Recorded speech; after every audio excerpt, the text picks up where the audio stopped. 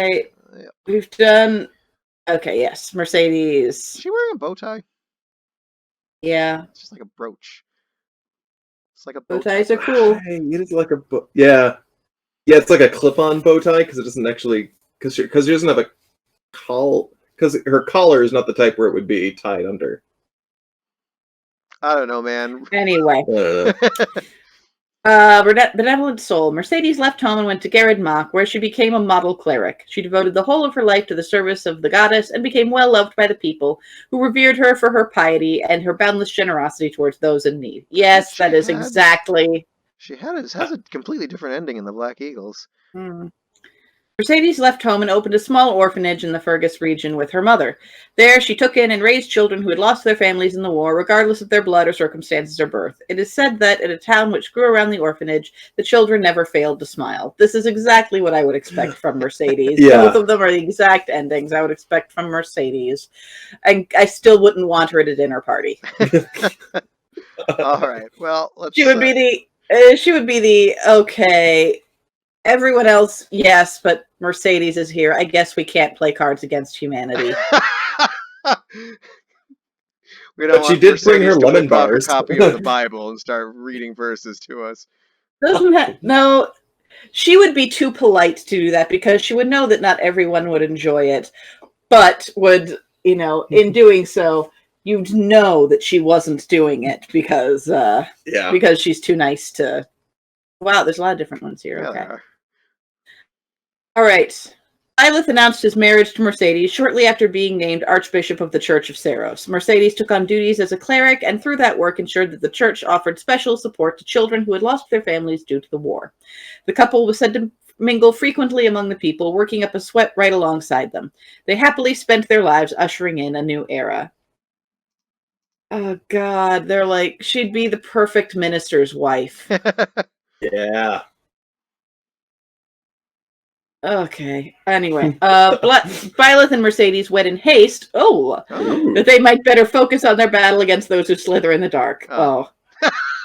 It's a Black Eagle ending. What are you expecting? I was expecting a shotgun wedding. Yeah, I was kind of thinking that was a shotgun wedding too. The struggle was long and arduous, but their passionate love supported them through it. When at last the fight was done, they moved to a small village in the Fergus region and started an orphanage. There they took in and raised children who lost their families to the war, regardless of blood or circumstances of birth. It is said that Mercedes was never happier than when she was surrounded by smiling children, free of all worry. Is orphanage to Mercedes what being queen is to Petra? Like every ending is going to have to be like, hey, half of this is going to be about this part of the ending because it's going to happen in every ending. Maybe. We'll have to see. Eilath announced his marriage to Mercedes shortly after becoming leader of the United Kingdom of Fodland.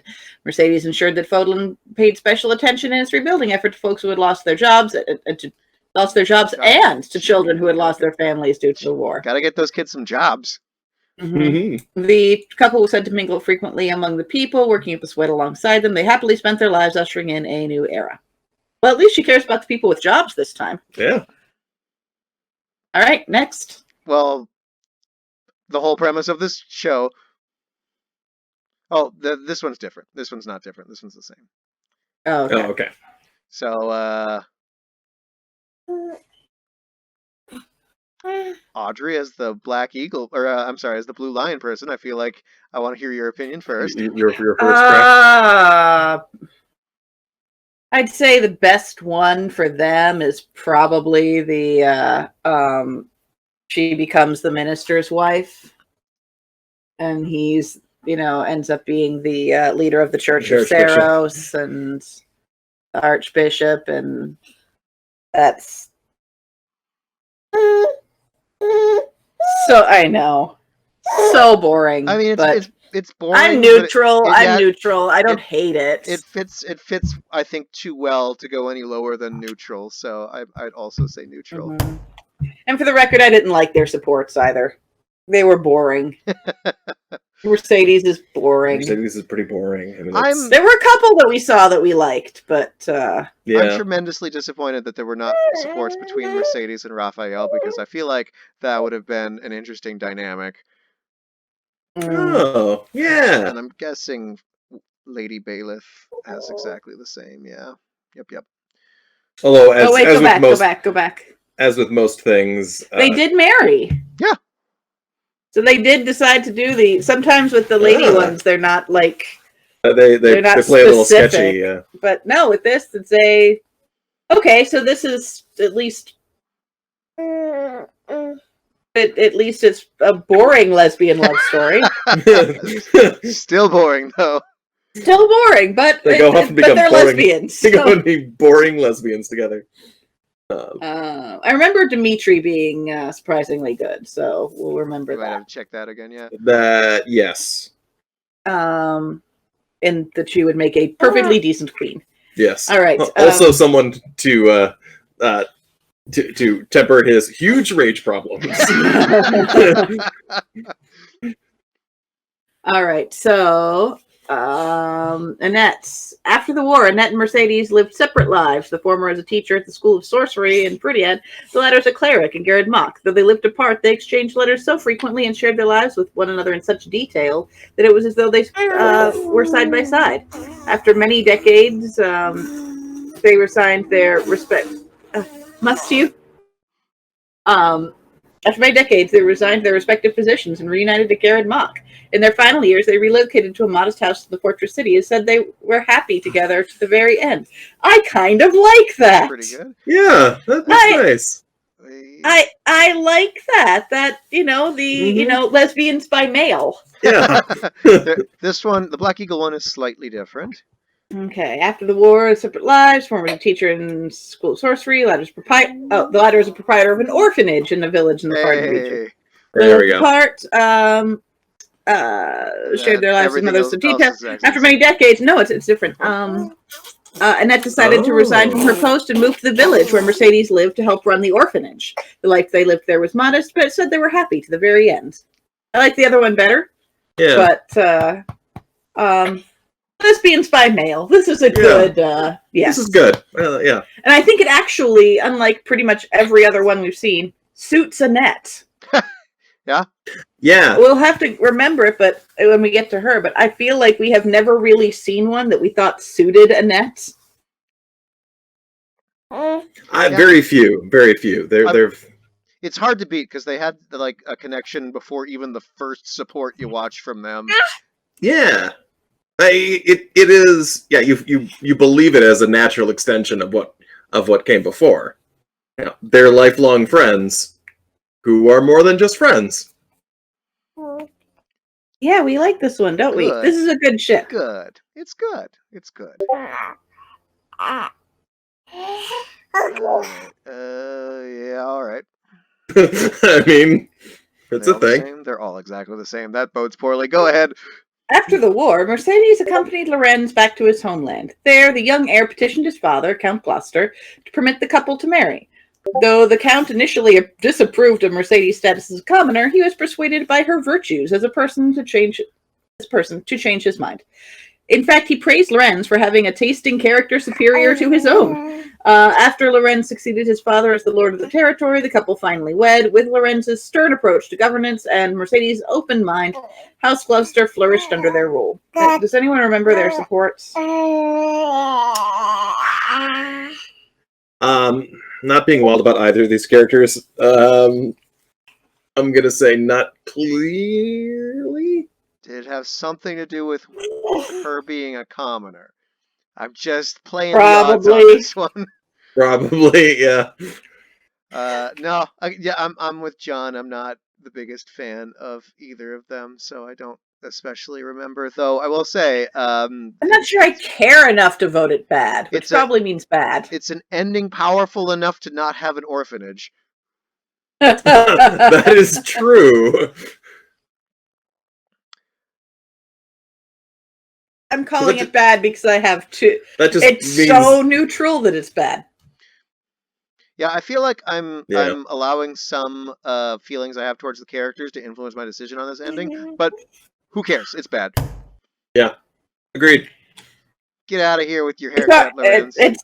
It's our video. We can make arbitrary decisions. That's like right. That. That's right. If you're not making arbitrary shipping decisions, you're not shipping correctly. Yep. All right. Mercedes left home for a life as a cleric in Garreg Mach. There she took in and raised children who had lost their families in the war, regardless of the circumstance of their birth or bloodline. Yeah. Some years later, she was reunited with Ignatz. How do you pronounce it? Ignatz. Poor kid. Yeah. Who had persuaded his family that he should become a painter and traveled all through Fodlan painting beautiful landscapes. His greatest masterpiece, however, was a portrait that was entitled The Smiling Saint. It is said that the woman whose face inspired it became the love of his life, and that she spent all her remaining days close by his side. This one, I remember the supports being largely like he wanted to paint. Give me my cord. That he wanted to. I know it's a great chord. That he wanted to paint her like in a like. Oh my gosh, you look exactly like the saint. Let me paint you as the saint. Oh yeah. And I got a very like. From that, any romance feels kind of forced. I mean, I know it was there, but it still felt really like I'm having a totally non-sexual reaction to you as the spitting image of this religious figure.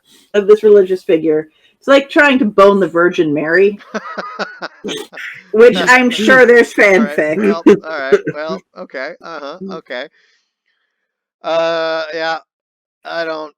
Well, actually, there is the Black Eagle ending. Looks like it's different. So let's take a look at that real quick. All right. Mercedes left home and opened a small orphanage in the Fargus region with her mother. Woo! There she took in for life. I know. There she took in and raised children who had lost their families in the war, regardless of their blood or circumstances of birth. Some years later, she was reunited with Ignatz, who had persuaded his family to become a painter and travel all through funerals. This is different. I think they flipped the order a little bit, maybe. Oh, it's basically the same. It's being at Garreg Mach versus being at the orphanage in Fargus. So, yeah. I think I don't necessarily like Ignis that much, but if you're gonna hook him up with somebody, it should be somebody with a kind of more extreme personality, because otherwise it's very boring, and I find this very boring. She opened the first private orphanage in Fargus region. She helped to raise hundreds of children. She got to watch them growing up, and in their eyes, she saw Alexander. The end. Okay. Eliza is way cooler. I assume that means Ignox died in a duel with, let's say, Felix. So are we saying? Are we just stamping this one bad and moving on? Yeah. Yep. Vote Felix, 1800. This will be interesting because he's married, so this better be a DNF. Mercedes came home for life as a cleric at Garreg Mach. Alois, as Geralt's successor, officially assumed the role of captain at the Knights of Saros. Although the two were quite busy with their daily activities, they would often find time to get together in the evening so Alois could hear Mercedes' ghost stories.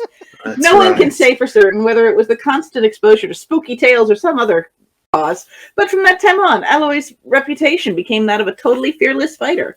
Mercedes' quiet support was widely credited for this increase in bravery. Her blessing came to be known as a guarantee of victory. Oh, I like it. It's the most interesting it's a do not one finish. So far. Yeah. It's a do not finish, but it's still great. I forgot about I always thought stories. Which was like the most interesting part of her character for by sure. far. I know you can't have the cord. I know it's so hard. I always thought that Alois was basically making up the story of his wife. I mean, like it was all in his imagination. Aren't there like not that he was crazy, but he's got to like find gifts for his daughter and things like that. Yeah. but it always felt a little. I mean, if we want to go into that realm, we never saw Raphael's sister. We never saw Hilda's brother. Is Yeah, everyone but just no, is that everyone didn't. just making up families at this point? No, that didn't seem to suit their personalities at all to make it Yeah. up. I can say, well, I'm not saying some people making it up, just elaborate fantasy life. Yeah, Hilda's brother can be corroborated. Other people have seen Hilda's brother. All right, so do not finish, but also still maybe my favorite one so far. Yeah, Yeah. that's too bad. Ah. Once those who slither in the dark were finally defeated, Mercedes left home and opened a small orphanage in the Fargus region with her mother. After many years of kind service raising children who had lost their families, she received a letter bearing familiar handwriting. Its author, a prisoner in Enbar, expressed his sincerest well wishes to Mercedes and her family. Still more time passed until one day the man who wrote the letter paid her a visit. With joyful tears in her eyes, Mercedes smiled, took Emile by the hand, and at last welcomed her home. Oh, right. Oh, right. Yeah. They're siblings, folks. They're siblings. Yeah. Well, let's do not finish. Yeah. I forgot that Thank part. God it is. Thank God it is. Well, because otherwise it was going very Phantom of the Opera. It's really what this coupling is.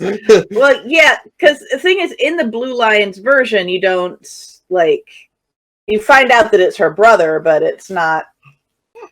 You never see his face. He doesn't have a name, as I recall. No, Yeah, it's only Black Eagle that you find out it's Rita. It's only really explicit in Black Eagle, but in Blue Lions, Very true. They unmask him, and there's like a single still image of her holding him dying, where you can see his face. But that's all of 30 seconds of the playthrough. Oh, what kind of problem do you have with that? Not a fan of still images. Pay for the cutscene. Yes, cheapskates. Do not finish. Way more interesting. Constance. Yeah, do not finish. Constance. I don't think I realized that. Let's see how this goes. Are they all the same? They appear to all. After the war, Constance and Mercedes traveled together to the School of Sorcery in Fruityard. There they immersed themselves in magical research. Oh, hush. And with the help of their friends and all the school's resources, made one astounding discovery after another. Their considerable achievements led to the revitalization of both House Nouvel and House Meritz. The pair grew increasingly close over the years, so that as time wore on, became less like friends, more like family. It is said that years later, each began to speak of the other as if she were a dear sister. Do not finish. Do not finish. Woo! Yeah.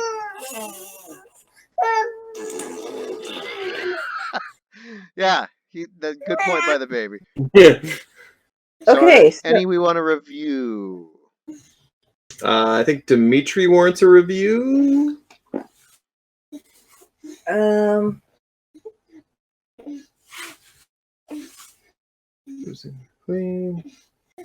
was more boring than I remembered. Huh. I think we had talked about how given Dimitri's emotional mentality, that Mercedes was an excellent soothing factor for him. Yeah.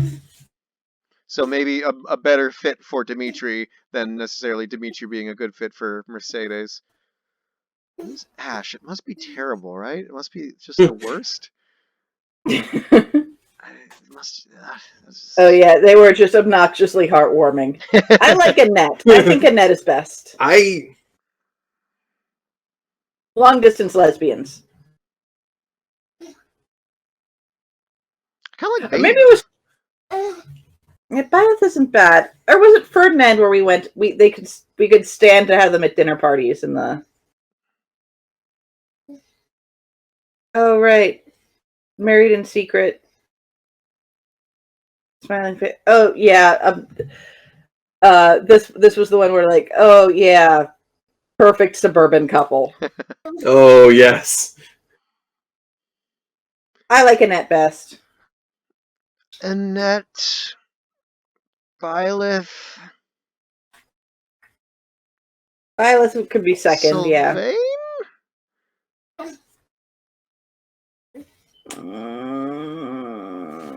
I mean, I would put Alois in there, but I don't think he classifies. I don't think we can. Yeah, okay. We can do Sylvain third. Right. Yeah, Dimitri should be third. Oh, okay. Just by virtue of Yeah. Annette, Violet, and Dimitri. Very good. Yes. Long distance lesbians. Except for Eilath, where it's short distance lesbians. I'm gonna real quick. Immediate proximity lesbians. Okay.